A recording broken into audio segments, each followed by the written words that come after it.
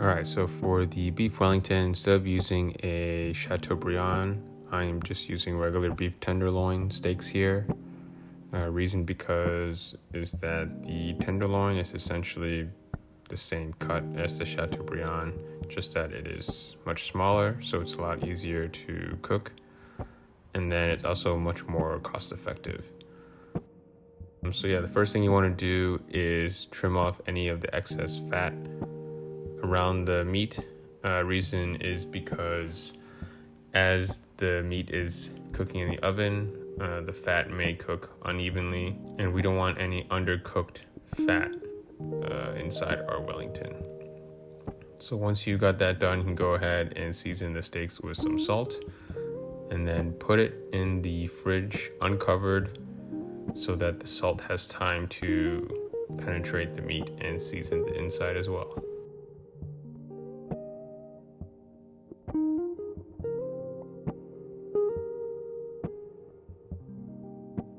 Next thing you'll want to do is prepare the mushroom duxelle. So here you can really use any kind of mushrooms you want, but I'm using baby bella mushrooms. Go ahead and put all your mushrooms on a cutting board and chop them up with a knife, or use a food processor if you have one as well. So you do want to get the mushrooms diced as small as possible, but it doesn't have to be perfect. As you can see, I have sort of like a mix of small chunks and big chunks. But that doesn't really matter that much. Once the mushrooms have been diced, go ahead and get a hot pan and start cooking off the mushrooms. So the goal here is to remove all the water from the mushrooms so that they are as dry as possible. Also, don't forget to add some salt and pepper to taste. And then this process does take some time because mushrooms are like majority water. So you just need to be patient with it and just check on it every now and then as it's cooking. Generally, you'll know when the mushrooms are done when they turn into a very dark brown color, as well as you'll notice that not as much steam is coming off from the pan.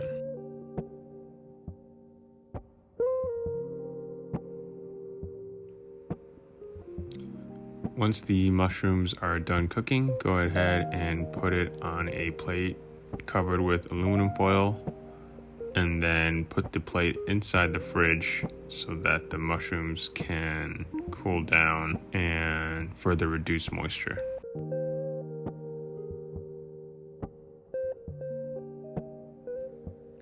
Next thing that we'll be making is the crepe.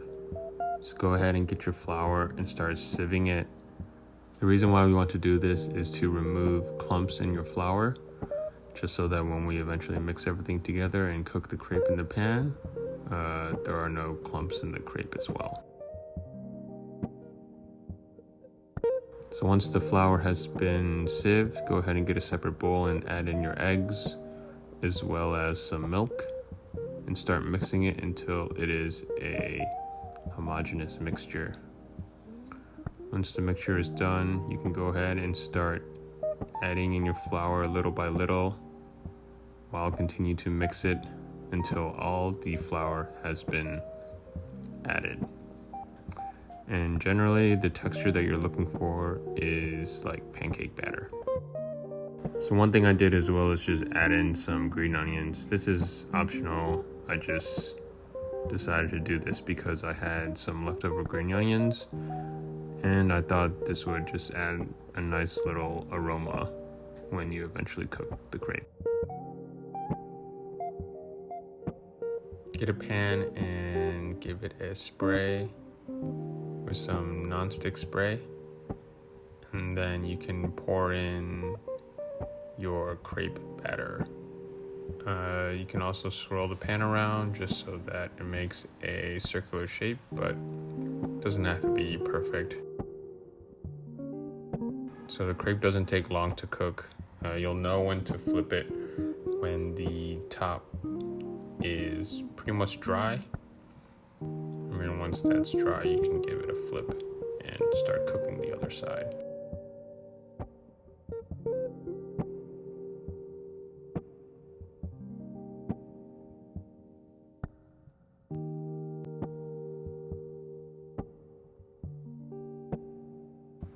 All right, go ahead and take your steaks out from the fridge and start patting it down with some paper towel just to remove any additional moisture. And then with a hot pan, start searing the steaks on all sides. So the important part here to remember is that most of the cooking for the steaks will be in the oven. So you want to make sure that you aren't overcooking the steaks in the pan. We just want to give it a quick sear, so 10 to 15 seconds on all sides should be plenty of time.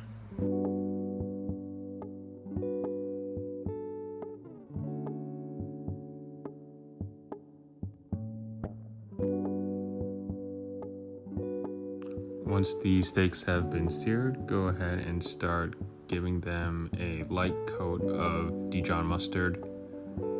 I would definitely recommend using a brush here for this step, but I don't have a brush, so just use the spoon instead. But yeah, this is the final step before we begin wrapping the Wellingtons.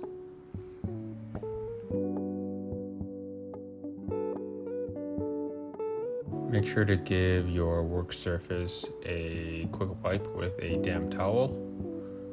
Do this because once we place the saran wrap on it and begin to roll, it will help prevent the saran wrap from moving everywhere. So yeah, place the saran wrap on your work surface and then start adding the first layer, which is the prosciutto, as well as the mushroom duxelle that we prepared earlier. So you want to make sure that the prosciutto actually slightly overlap each other and that the mushroom duxelle is pressed flat and evenly across the prosciutto. And this ensures that we get a tight seal around the steak. Once you have that done, go ahead and place the fillet on top and start rolling the fillet with the saran wrap. As you get closer towards the end, be sure to start pinching in the sides just so that we get a nice tight seal with the saran wrap. The tighter that you're able to make this, the better, as you'll get a more uniform shape so that the Wellington cooks evenly. And once you got that done, I would recommend you place this in the fridge for about 10 to 15 minutes so that it can firm up a bit before we move on to the next layer.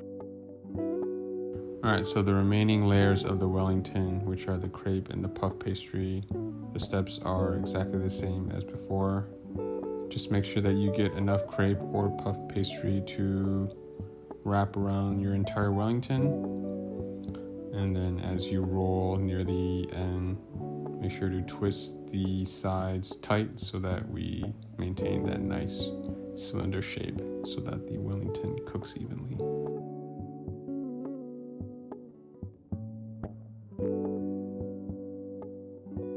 By the way, I did not make this puff pastry myself. I bought it frozen from Whole Foods, which I definitely recommend doing when you're making beef Wellington, as it just makes the whole process a lot less stressful.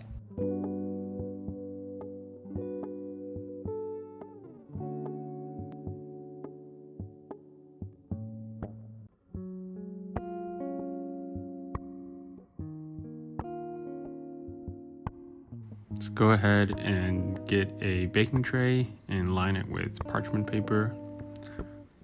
Place the Wellingtons on the parchment paper and give it one last coat of egg wash, just so that once it is done baking, it will have a nice golden brown color.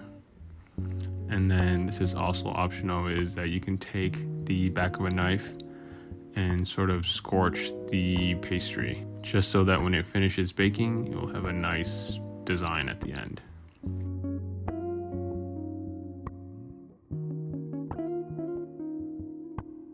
Also make sure to give it one last seasoning using flaky salt.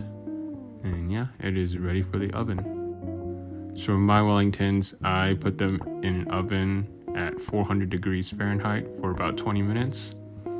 But you may need to take a bit longer or shorter depending on if you're using fillets or the actual Chateaubriand. But my recommendation is just to use a cooking thermometer and check on it maybe like every 10 to 15 minutes to ensure you get the doneness that you want. But for my case, I was looking for medium rare, and 20 minutes got the job done.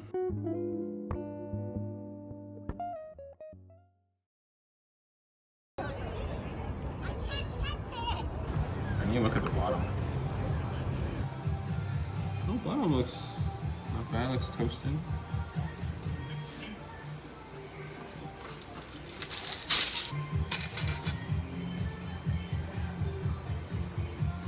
Kind of looks like a turd. It's a turd that big.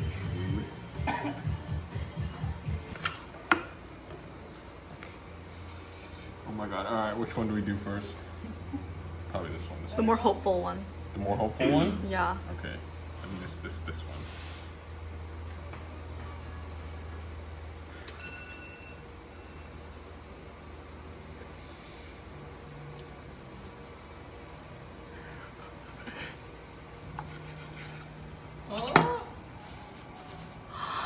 Oh my gosh. Like perfect.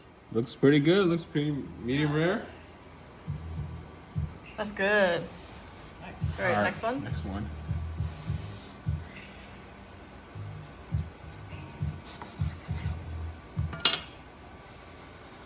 Okay, Oh, chef. Okay.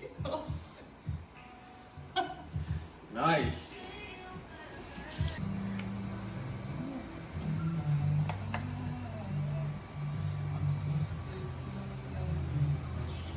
It looks like a meal for someone malnourished.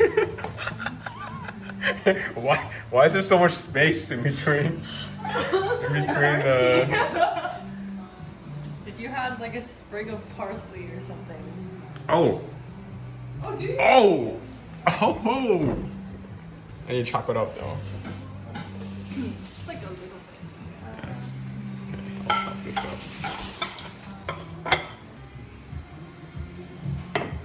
Can you get that work? Yes. No, there should be one. Never mind. No. The beef wellington is so good. And then homemade the vegetables. What did you bring? 12. Oh.